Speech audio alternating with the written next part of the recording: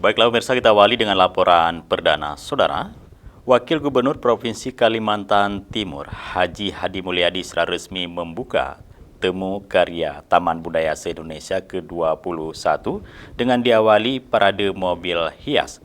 Pelepasan parade mobil hias tersebut berlangsung di halaman Dinas dan Kebudayaan Kaltim pada Senin pagi kemarin.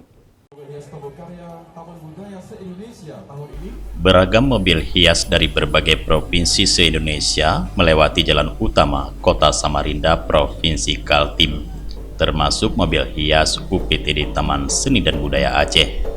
Kepala UPTD Taman Seni dan Budaya Aceh, Hadi Akbar mengatakan, mobil hias Aceh menjadi incaran warga Samarinda dan para peserta dari berbagai provinsi untuk bersuah foto. Mobil hias UPTD Taman Seni dan Budaya Aceh menghiasi seluruh badan mobil dengan kreasi Kupiah Riman yang merupakan salah satu karya warisan budaya tak benda dari Aceh.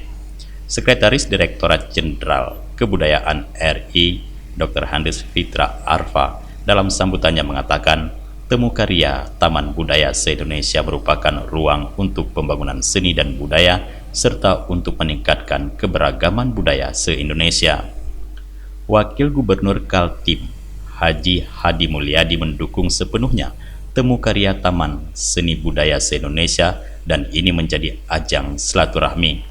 Tema TKTB tahun ini adalah berkreasi pulihkan ekonomi negeri, jiwa dan raga spirit Nusantaraku. Bukan sekedar memperlihatkan budaya dari berbagai provinsi, Kaltim juga mengajak keterlibatan UMKM lokal demi menghidupkan geliat ekonomi masyarakat.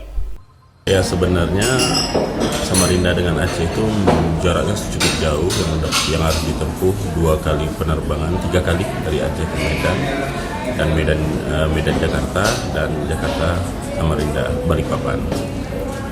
Itu memang punya kendala sendiri, kita melengkapi desain mobil hias, tapi kita mau menunjukkan kepada Indonesia bahwa kita serius ikut berpartisipasi dalam perhelatan nasional karena Aceh saat ini sudah mampu untuk bersaing di tingkat nasional dan bahkan internasional. Dari Samarinda, Tim Liputan Aceh TV melaporkan.